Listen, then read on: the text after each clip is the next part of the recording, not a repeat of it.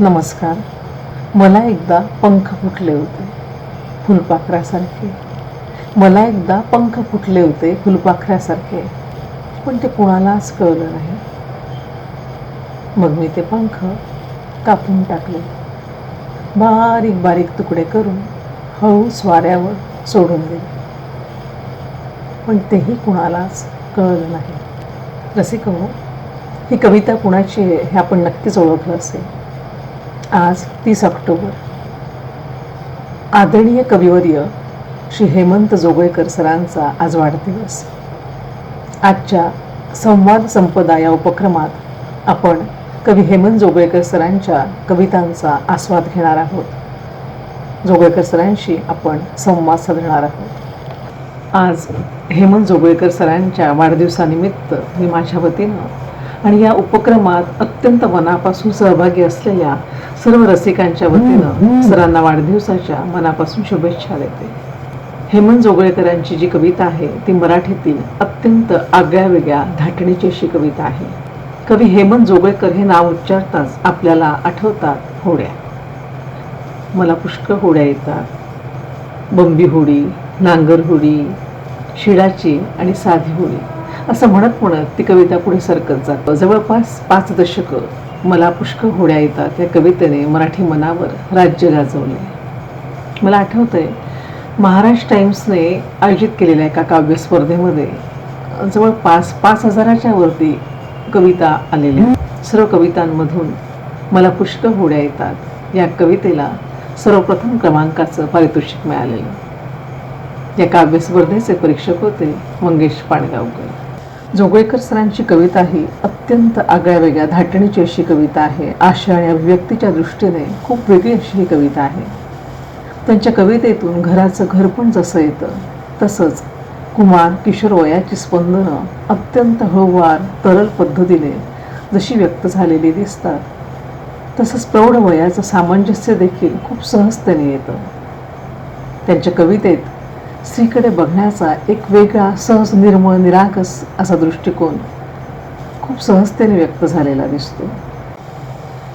सरांचा 1982 प्रसिद्ध झालेला होड्या हा केशवसूत पुरस्कार प्राप्त कविता संग्रह रसिकांच्या खूप आवडीचा असा कविता संग्रह आहे. माझा पण बेहद्द नाममात्र घोडा हा सरांचा विडंबन संग्रह खूप प्रसिद्ध आहे. त्यानंतर 1995 आलेला सरांचा कविता संग्रह मनातले घर, उघडे पुस्तक आणि इंदिरा संत पुरस्कार प्राप्त तिसरा डोळा हे देखील त्यांचे अत्यंत महत्त्वाचे असे कविता संग्रह आहे. अलीकडेच आपल्या सगळ्यांना माहिती असेल की मनोज पाठक यांच्या वर्णमुद्रा प्रकाशनाकडून सरांचा उत्तरायण हा काव्यसंग्रह प्रकाशित झालेला आहे. कविता दशकाची यामध्ये देखील सरांच्या 10 कवितांचा समावेश आहे. कविता 20व्या शतकाची या संग्रहात देखील सरांच्या काही कवितांचा समावेश करण्यात आलेला आहे. सरांनी वैविध्यपूर्ण असं लिखाण केलेलं आहे. वेगवेगळ्या मासिकांमध्ये त्यांचे लेख आलेले आहेत. अंतर्नाद या मासिकात त्यांची लेखमाला खूप सुंदर गाजलेली देखील आहे. सरांच्या कवितांसंदर्भात अलीकडेच फेसबुकवर सुनीता टिल्लू यांनी 9 दिवस एक सुंदर अभिनव उपक्रम राबवला. कवी हेमंत जोगळेकरांच्या कवितेतून उलगडलेली श्रीरूपे असा तो उपक्रम होता आणि रसिकांचा खूप भरभरून प्रतिसाद या उपक्रमाला मिळाला. आपल्या या संवाद संपदाच्या व्यासपीठावरून मला सर्व रसिकांना एक गोष्ट सांगावीशी वाटते की अत्यंत संवेदनशील तरल अशा कविता लिहिणारे आपले जोगळेकर सर हे IIT पवईतून रासायनिक अभियांत्रिकी या विषयाची पदवी त्यांनी प्राप्त केलेली होती आणि सर राष्ट्रीय रासायनिक प्रयोगशाळेत वरिष्ठ संशोधक या पदावर कार्यरत होते. सर आता निवृत्त झालेले आहेत आणि आजच्या आपल्या या संवाद संपदा या कार्यक्रमातून आपण सरांच्या कविता समजून घेणार आहोत, सरांशी संवाद साधणार आहोत. ज्ञानेश्वर शेंडे सरांना विनंती करते की त्यांनी सरांशी संवाद साधावा. सर नमस्कार. नमस्कार. आपल्या मला पुष्कळ होड्या येतात सगळ्यांना आवडणाऱ्या कवितेने आजच्या संवादाला आपण सुरुवात करूया. होड्या ही एका तारुण्यात पदार्पण करणाऱ्या मुलाची कविता आहे. त्याच्याकडे काही पाहुणे आहेत आणि त्या पाहुण्यांच्या मध्ये एक मुलगी आहे. या मुलाला प्रत्यक्षात इथे काय घडतंय आणि मुलाला काय वाटतंय याचं हे चित्र होड्या. मला पुष्कळ होड्या येतात. बंबी होडी, नांगर होडी, शिडाची आणि साधी होडी. बिट्टू काहीतरी म्हणत होता. तो नेहमीच काहीतरी म्हणतो म्हणा. कॉफी तर सगळेच प्यायलो, ती चालवीत आली होती म्हणे गाडी. बंबी होडी, नांगर होडी, शिडाची आणि साधी होडी. बोलणं तर बोलायचंच असतं. सगळेच काय काय बोलत होते. माझ्याशी नाही, पण ती ही चिकार बडबडली. पुष्कळ जण होते, मी बोललोच नाही काही. बंबी होडी, नांगर होडी, शेडाची आणि साधी होडी. चिंकू कुत्रा गोडीत होता. आव याव, इकडे जाव तिकडे जाव. तिच्याशी तर फारच गोडीत होता. तीही भलतीच गोडीत होती. बंबी होडी, नांगर होडी, शिडाची आणि साधी होडी. दास अंकलनी मला विचारला पहिलाच प्रश्न दुसऱ्या वेळेला. मी सांगितलं म्हणा दोनदा, पण ती म्हणाली, पप्पा तुम्ही कमालच करता. बंबी होडी, नांगर होडी, शिडाची आणि साधी होडी. कॉफी तर तिनंच दिली. किंवा मी आणि गंधे काका चेस खेळलो. फरसाण सुद्धा तिनंच आणलं. एकदा घेतलं, दुसऱ्यांदा नाही म्हणालो. बंबी होडी, नांगर होडी, शिडाची आणि साधी होडी. दारापर्यंत सगळेच गेलो. तीही म्हणाली, बराय अंकल, बराय आंटी, टाटा बिट्टू, टाटा चिंकू. दारापर्यंत सगळेच गेलो. तीही म्हणाली, बराय अंकल, बराय आंटी, टाटा बिट्टू, टाटा चिंकू. नंतर म्हणालीच नाही काही. बंबी होडी, नांगर होडी, शिडाची आणि साधी होडी. पाऊस ना पडलाच नाही. पाऊस ना पडलाच नाही. पाणी ना वाहिलंच नाही. होड्यांना सोडल्याच नाहीत. होड्यांना केल्याच नाहीत. पण मला पुष्कळ होड्या येतात. बंबी होडी, नांगर होडी, शिडाची आणि साधी होडी. खूपच. मी ही कविता 1972 साली लिहिली. जवळजवळ एकटा केलेली. सुचत गेलं, लिहित गेलो. त्याचा शेवट सुद्धा आपोआप सुचला. पण कविता लिहिण्यापूर्वी मी काय विचार केला होता, तर गीतात येणाऱ्या ध्रुवपदाबद्दल मला असं वाटायचं की ध्रुवपद हे गायकाची सोय म्हणून प्रत्येक कडव्यानंतर येत असतात. छापील गीतात कडव्यानंतर फक्त ध्रुव असं म्हणून त्याची वळवण केलेली असते. ही ध्रुवपदाची पुनरावृत्त होणारी ओळ कवितेची त्या ठिकाणची अपरिहार्य गरज म्हणून येईल का? ती दरवेळेला अधिक किंवा नव्यानं अर्थपूर्ण होईल का? असा काहीसा विचार मी करत होतो. कडव्यात एक पुढे पुढे जाणारी गोष्ट आणि त्या गोष्टीला अर्थपूर्ण करणारी अशी ध्रुवपदाची ओळ, अशी कविता सुचेल का असा मी विचार करत होतो. ध्रुवपद म्हणून पुन्हा पुन्हा येण्यासाठी लहान मुलं पुन्हा पुन्हा एखादी गोष्ट सांगतात, तशी ओळ हवी होती. मुलं शाळेत हस्तव्यवसाय शिकताना कागदाच्या वेगवेगळ्या होड्या करायला शिकतात आणि मग ते IT सांगत असतात, मला ही होडी येते, ती होडी येते, त्याच्यासारखी भर पडत असते. या कवितेत मग कडव्यामध्ये प्रत्यक्षात काय घडतंय ही ओळ, ही गोष्ट, आणि ध्रुवपदात मनात त्याबद्दल काय वाटतंय ते असं येत राहतं. तर मग ओळ अशी झाली की मला पुष्कळ होड्या येतात. बंबी होडी, नांगर होडी, शिडाची आणि साधी होडी, आणि त्याला जोडून कडव्यामध्ये त्याची गोष्ट येत राहिली. अशी ओळ जर कोणाच्या मनात यायची असेल तर त्या निवेदकाचा एक पाय बालपणात हवा आणि एक तारुण्यात हवा. म्हणून असा तारुण्यात पदार्पण करणारा मुलगा या कवितेचा निवेदक झाला. त्याच्या घरी काही पाहुणे चहाला किंवा आपण कॉफीला म्हणून आलेले आहेत. त्याच्यामध्ये एक मुलगी आहे आणि तिच्याशी काही संवाद साधला जावा असं त्याला मनात वाटतंय, पण तो प्रत्यक्षात काही स्वतःशी हे कबूल करायलाही तयार नाही आहे. मग हे वाटणं प्रतिमेतनं व्यक्त होतं. होड्या ह्या कम्युनिकेशनचं प्रतीक म्हणून येतात, इकडून तिकडे जाण्याची सोय. असा संवाद साधला जावा यासाठी तो प्रत्यक्षात काहीच प्रयत्न करत नाही. मग त्याचा औपचारिक निरोप सुद्धा न घेता ती जाते. त्याचं खट्टू होणं मग शेवटच्या कडव्यात येतं. इथेही तो स्वतःची समजूत घालू पाहतो. मला खरं तर पुष्कळ ओढ्या येतात, पण मग त्याला तो समजूत घालतो की मी त्या सोडू शकलो नाही कारण पाऊसच पडला नाही. ही पावसाची प्रतिमा अचानक सुचली, पण तिनं या संपूर्ण कवितेला अर्थ दिला. खरंय. या कवितेत त्याला तिच्याबद्दल वाटणारं आकर्षण हम्म. त्याला स्वतःलाही अजून समजलेलं नाही, पण ते कविताभर सूचकपणे व्यक्त होत राहतं. वा. कविता वाचणाऱ्याला इथे वाटू शकतं की काय वेडा मुलगा आहे, जाऊन सांगायचं ना तिला आपल्याला काय वाटतंय ते. पण ते तो कसं सांगणार, खरंय. कारण ते त्याला स्वतःलाच माहित नाहीये. हम्म.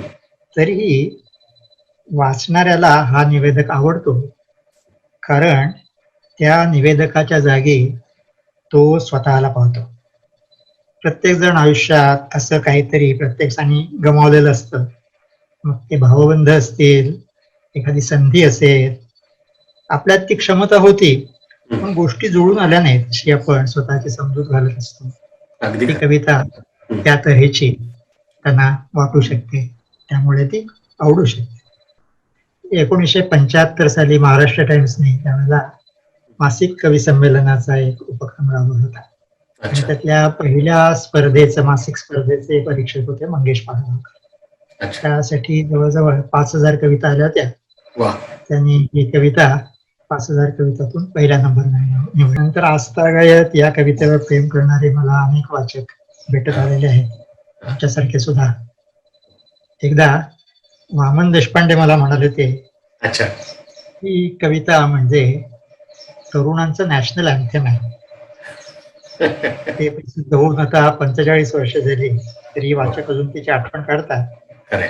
ही कविता कुठल्याही पाठ्यपुस्तकात जरी समाविष्ट झालेली नसली, हम्म. तरी वाचकांच्या मनात तिनं आढळपद निर्माण केलेलं आहे आणि त्याचा आनंद त्या सर्व गोष्टींनी मोठा आहे. महाराष्ट्र टाइम्सचा मला माहित नव्हतं, माफ करा, पण मला त्या कळाल्यावर मला खूप आनंद झाला. मी 24-25 वर्षापूर्वी नाशिकला ती कविता ऐकली होती. कवी हो, हो, फोनवर बोलणं झालंच होतं. कवी किशोर पाठक सरांचं कवी संमेलन हो. होतं आणि त्यावेळी आपण आला होता. मला खूप आवडली होती कविता त्यावेळी, आणि तेव्हापासून मग हेमंत गोविंद जोगळेकर, होड्या कविता, आणि आपला संदर्भ पुन्हा एकदा कसा क्लिक होत गेला. धुळ्याला प्राध्यापक पुरुषोत्तम पाटील कविता रतीचे संपादक, हो, हो. त्यांच्याकडे साधारणतः एक वर्षभर मी मदतनीस म्हणून काम केलं, एक लेखन. हो. हा, आणि हा, हा. त्यांच्याकडे खूप कविता संग्रह होते, आणि कवी कवयित्रींचे पत्रसंवाद व्हायचे. त्यावेळी आपला आणि त्यांचा सुद्धा संवाद छान होता. हो, हो. म्हणजे मला जी आले त्यांची पत्र ती कदाचित तुमच्या हस्ताक्षराची सुद्धा असेल. सर, मला पुढचा आणखी एक प्रश्न विचारायला नक्की आवडेल. त्याची इच्छा या कवितेची सांगता मोजक्या शब्दात संगीताच्या वेगळ्या संदर्भामध्ये काही भावार्थ उलटू पाहते. तुमच्या नवऱ्याची इच्छा असते ते व्यक्तिमत्व विकसित करण्याची.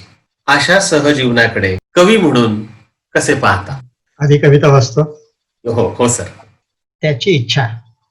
दिवसभराचं काम करून थकल्यावरती तुम्ही शिरू शकता तुमच्या नवऱ्याच्या कुशीत, त्याची इच्छा असेल तर. त्याला झोप येऊन तो तुमच्याकडे पाठ करून झोपेपर्यंत. पण त्याची इच्छा असेल तर तुम्ही करू नका कंटाळा, कारण त्याची इच्छा असते तुम्हाला थोपटून तुमचा शीण घालवण्याची. रात्रीमध्येच तुमची छोटी उठल्यावरती तुम्हीच उठा, तुमची स्वप्न थांबवून आणि कपडे चढवून थोपटा तिला ती झोपेपर्यंत.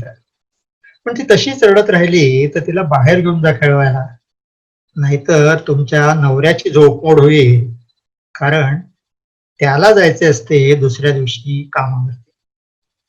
तुमच्या मोठ्याची अन्निक शाळा, अभ्यास, खाणं पिणं, भांडणं सोडवणं झाल्यावरती वेळ काढून तयार करून द्या त्याला भाषण माझी आई, कारण त्याची इच्छा असते व्यासपीठावरून तुमचा गौरव करण्याची. पाहुण्यांचं खाणं फिरणं केल्यावरती थोडा वेळ आवर्जून बसा हसून खेळून त्यांच्याशी, कारण त्यांची इच्छा असते तुमच्याशी बोलण्याची, तुमचं कौतुक करण्याची. रेशन, बाजारहाट, बँक, सौजन्य भेटी, नवऱ्याच्या पॅन्टचं तुटलेलं बटन शिवणं, त्याच्याबरोबर नटून थटून अनोळखी पार्टीला जाणं, आणि हे सगळं करून तुम्ही मुद्दाम काढावे तुमची सतार, भरतकाम किंवा लिखाणासाठी, कारण तुमच्या नवऱ्याची इच्छा असते तुमचं व्यक्तिमत्व विकसित करण्याची. ही कविता वाचल्यावरती वयानं मोठ्या असलेल्या एका नातलग बहिणी मला सांगितलं होतं की बायकांनी काय करायला पाहिजे ते तुम्ही अगदी बरोबर सांगितलेलं आहे. ते ऐकून मी कपाळाला हात लावला, कारण ही कविता बाह्यतः बायकांनी काय करावं असं सांगत असली तरी ते करण्यासाठी जे कारण या कवितेत सांगितलेलं आहे ते त्यांना विचार करायला प्रवृत्त करण्यासाठी आहे. तुम्ही नवऱ्याच्या कुशीत शिरा, कारण त्याची इच्छा असते. मग मध्येच तुमची छोटी उठली तर तो नाही, तुम्ही उठा, कारण त्याला दुसऱ्या दिवशी कामावर जायचं असतं. तुमचा गौरव करणारं भाषण तुमच्या मुलाला तुम्हीच तयार करून द्या, कारण त्याची इच्छा असते तुमचा गौरव करण्याची. पाहुण्यांना तुमचं कौतुक करायचं असतं, म्हणून तुम्ही तुमच्या कामातनं वेळ काढून मुद्दाम त्यांच्याशी हसून खेळून बोला. तुमचे छंद जोपासायचे ते सुद्धा तुमच्या आनंदासाठी नाही, तुमचं व्यक्तिमत्व विकसित व्हावं अशी तुमच्या नवऱ्याची इच्छा असते. म्हणून पुरुष प्रधान समाज रचनेत गृहिणीकडून सर्वजण केवळ अपेक्षाच करत राहतात, तिच्या स्वतःच्या इच्छेला काहीच महत्व नसतं. हा विचार या कवितेत, जो उपदेश कवितेत सांगितलेला आहे, त्याच्या मागे असतो. त्याचं दिलेलं कारण वाचकांना त्या विचाराविरुद्ध विचार करायला उद्युक्त करणार असतं, आणि हे केवळ कविताच करू शकते. असं कर, असं सांगताना तसे करू नको असे सुचवण्याची शक्ती अशी कवितेतच असते. आपलं व्यक्तिमत्व विकसित करायचं ते सुद्धा दुसऱ्याची इच्छा म्हणून असेल तर त्यात काय अर्थ आहे? तुम्ही मला विचारलं की आयडियल नवऱ्यानं काय म्हटलं पाहिजे, किंवा असं जर विचार केला तर मला विंदा करंदीकरांच्या कवितेच्या ओळी आठवतात. फुलावयाचे असेल तुझला, फुलावयाचे असेल तुझला, तुझ्याच साठी फूल सखे तू. स्वतःच्या इच्छेला महत्व दिलं पाहिजे, त्याची इच्छा आहे म्हणून काही करता कामा नये असं ही कविता तसं न सांगताही त्याच्यामध्ये सुचवते. मी तुम्हाला एक कविता देईन, माझ्या कवितेत शिरा गुणात्मक प्रश्न आपली कविता विचारते. कवी आणि रसिक, श्रोता, वाचक यांच्या नात्याकडे आपण कसे पाहता? ही कविताच एक त्या नात्याकडे कसं पाहतो ते सांगते. ती पहिल्यांदा वाचून दाखवतो. व्यवहार, शेवटी हाही एक व्यवहार आहे, आणि माणसानं व्यवहाराला चोख असावं. देण्या घेण्याच्या गोष्टी आधीच स्पष्ट केलेल्या बऱ्या. मी तुम्हाला एक कविता देईन. एक म्हणजे एकच असेल असं नाही, एकातच असतील अनेक कवितांचे गर्भ चिरडलेले, पण आपण सोयीसाठी तिला एक कविता म्हणू. कवितेत एक रस्ता असेल, नागमोडी गर्द झाडीतून गेलेला, झाडांवर पाखरांचा केलेला. रस्ता म्हणून मी पसरीन माझे स्वतःचे आतडे शक्य तेवढे सरळ करू. आतून तुम्हाला हवं तर लावून देईन या आतड्याला नरम आणि उबदार अस्तर. झाड म्हणून मांडून ठेवीन हातातून निष्ठत गेलेली आजवरची वर्ष दुतर्फा, आणि पाखरांच्या किलबिलाटासाठी स्वरबद्ध केलेले प्रियजनांचे हुंदके. माझ्या कवितेच्या रस्त्यावरून शेवटी तुमचे तुम्हालाच जावे लागेल. मी फक्त म्हणू शकतो, रस्त्यावरच्या नगरपालिकांच्या पाट्यानितके निर्विकार होऊन तुमचा प्रवास सुखाचा होवो. शेवटी माणसानं व्यवहाराला चोख असावं. मी तुम्हाला एक कविता देईन, मी तुम्हाला एक कविता देईन, तुम्ही माझ्या कवितेत शिराल. ही कविता आहे ती माझ्या मनातले घर संग्रहाच्या शेवटी प्रारंभ कविता प्रोलॉग सारखी आलेली आहे. तिचा आविर्भाव संग्रह वाचायची सुरुवात करण्यापूर्वी कवी वाचकांशी करार करावा अशा तऱ्हेचा आहे. व्यवहारात चोखपणा असावा, असं म्हणत देण्या घेण्याच्या गोष्टी स्पष्ट केलेल्या आहेत. कवी एक कविता देऊ करतो, पण ही एक कविता एकच असेल असं नाही असं सांगून तो म्हणतो, एकातच असतील अनेक कवितांचे गर्भ चिरडलेले. की ओढ वाचकांना हलवते, त्यात हिंसेची सूचना आहे. कविता लिहिताना कवीला आपल्या आत कराव्या लागणाऱ्या हिंसेची सूचना त्यातून होते. एक कविता लिहिताना कवी दुसऱ्या अनेक कवितांची बीज बाजूला सारत असतो. तसं करणं त्याच्यासाठी गर्भपातासारखंच असतं. पण पुन्हा तो सावरून पुढे म्हणतो की या कवितेला आपण एक कविता म्हणू. कवितेत काय काय असेल तेही तो सांगतो. या सगळ्या रोमॅन्टिक गोष्टी आहेत. रोमॅन्टिक कवितेत शोभाव्याश आहेत.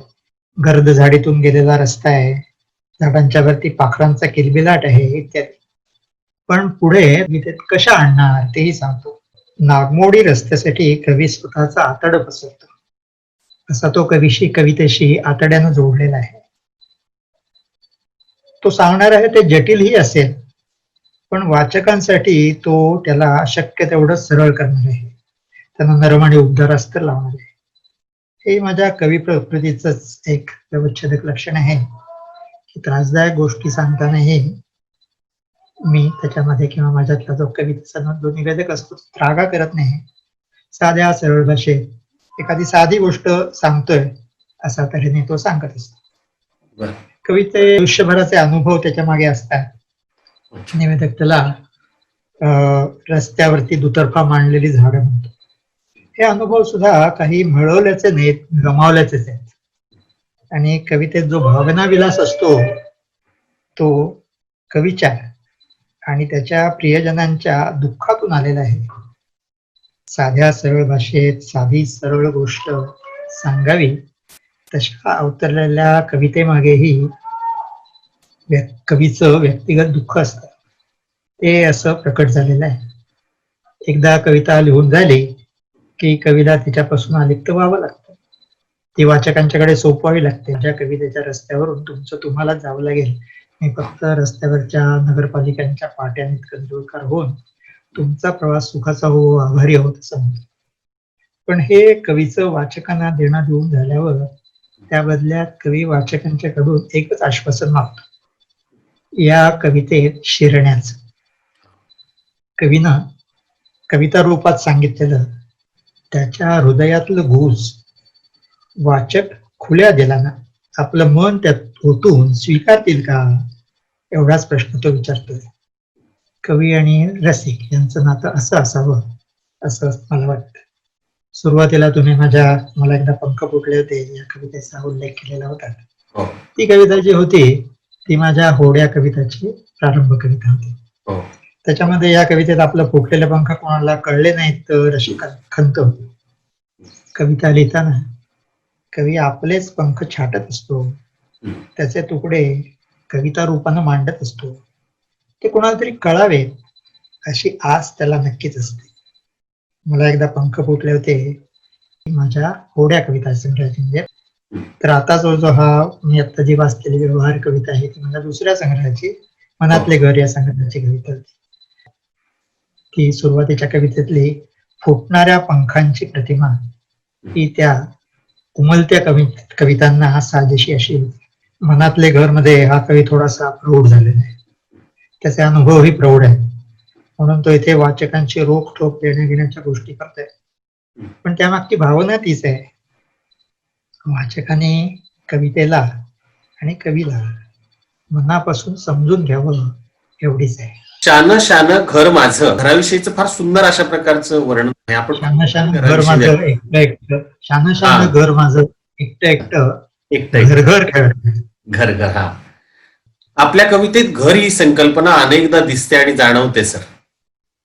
घर हा तसं पाहिलं तर प्रत्येकाच्याच आयुष्यातला फार नाजूक विषय आहे, संवेदनशील विषय, हळूवार विषय आहे. आपण या घर संकल्पनेकडे कसे पाहता? कारण मनातले घर या कवितेचा शेवट फार विचार करायला लावणार आहे. माझ्या मनातले घर मला शोधूनही सापडत नसते. ही कवीची अस्वस्थता आहे, तगमग आहे की नेमकं आणखी काय आहे, की हुरहुर आहे? पहिल्यांदा एक घर कविता वाचतो. मी घरी आल्यावर दारामागे घर माझं लपून बसतं. एकदम मला भोक करत. खोटा खोटा मी दचकतो तर लुच्च घर माझं केवढ्यांदा हसतं. दिवाणखान्यातल्या आराम खुर्चीत मी येऊन बसल्यावर हळूच मागून येऊन खट्याळ घर माझे डोळे झाकतं. विचारतं, ओळख कोण? तूच तूच, दुसरं कोण? झोपायच्या खोलीत किती वेळ मी वाचत बसलो म्हणून घर माझं रुसून बसतं. डोक्यावरून पांघरून ओढतं. मी जवळ जाऊन पांघरून दूर करून पाहीपर्यंत घर वेडूलं झोपून सुद्धा गेलेलं असतं. मी कामावर निघाल्यावर घरातून घट्ट दार लावून घेतं. गॅलरीतून टाटा करतं. मग स्वयंपाकघरात जाऊन शान घर माझं एकटं एकटं घर घर खेळतं. हे या कवितेतलं जे घर आहे ते निवेदकाच्या भोवती रुंजी घालणार. हे घर म्हणजे दगडमातीचं निर्जीव घर असतं असं नाही. घर म्हणजे त्यातल्या व्यक्ती असतात. त्या केंद्रस्थानी असलेल्या या व्यक्तीलाच या कवितेत घर म्हटलेलं आहे. आता अशा व्यक्तीला घर म्हटल्यामुळे त्या व्यक्तीला काही कमीपणा येत नाही. उलट निवेदकाच्या मनात असलेलं तिचं महत्तम स्थान तिला घर म्हटल्यानं अधोरेखितच होतं. इथं ती व्यक्ती घर घर खेळणारी आहे. अशीच घर घर खेळणारी व्यक्ती मनातले घर कवितेत पण आहे. ती कविता पण ती बघूया. मनातले घर. पहाटेच्या अंधुक प्रकाशात घर सोडल्यावर मी वळून पाहतो घराकडे. रस्त्यावरून कोपऱ्यावर वळता वळता इमारतीच्या धूसर मौसूत रेषातून पुढे डोकावणाऱ्या गॅलरीत तुझी निश्चल मूर्ती. झटकन पुस्तक मिटावं तसं दिसेन असं होतं घर. आणि खुणेला घरावर टाकून ठेवलेली असते तुझी आकृती. घाईघाईनं कारखान्यात पोहोचल्यावर मी बुडून जातो कामाच्या रगाड्यात नेहमीच्याच. तस हळूहळू माझ्या मनात स्पष्ट होऊ लागतं घराचं चित्र. रेषा होत जातात ठळक आणि धारदार. गॅलरीच्या कडा स्फटिकासारख्या रेखीव. तू उभी असतेस माझी वाट पाहत. मला स्पष्टपणे जाणवते तुझ्या साडीची सळसळ आणि ओळखीचा वास. आतल्या खोलीतल्या चिमण्यांचा चिवचिवाट. पदर लपेटून कठड्यावर विसावलेला हात. मानेपर्यंत वळत गेलेला पदराचा काठ. किंचित कललेली मान आणि डोळ्यात भरतीचा समुद्र. त्यात पुन्हा दूर जाणार माझं शिडाचं जहाज. भरत राहतो थेंब थेंब रंग तुझ्या चित्रात. कठडा आवळून धरणाऱ्या तुझ्या बोटांवर करतो मेहंदीचं नाजूक नक्षिका. मी घराकडे परतेपर्यंत घरावर सूर्य उगवून मावळलेला असतो. रस्त्यावर दुकानातून उधळलेला भगभगीत प्रकाश. अंधारात मिसळून गेलेल्या घराच्या रेषा. मी घरात शिरतो तेव्हा घराचा संपूर्ण दिवस भोगून झालेला असतो. मुलं पेंगुळलेली. तू चुली समोर पुन्हा स्वयंपाकाच्या तयारीत. तुझ्या चेहऱ्यावर धगधगणारे मला पूर्ण अपरिचित रंग. माझ्या मनातलं घर मला शोधूनही सापडत नसतं. ही जी कविता आहे त्यामध्ये घर सोडून कामावर गेलेल्या निवेदकाच्या मनात सतत घर आहे. तो कल्पनेमध्ये या घराचं एक रोमॅन्टिक चित्र रेखतो. पण प्रत्यक्षात तो घरी पोचतो तेव्हा घर स्वतःमध्येच गुंग आहे. ते त्याच्या कल्पनेतलं घर नाही, त्याच्यात तो नाही आहे. त्याच्या मनोराज्यातली तू आणि या कवितेतली घरातल्या रामरगाड्यामध्ये गुंतलेली तू यातलं अंतर या कवितेतल्या निवेदकाला अस्वस्थ करून देतं.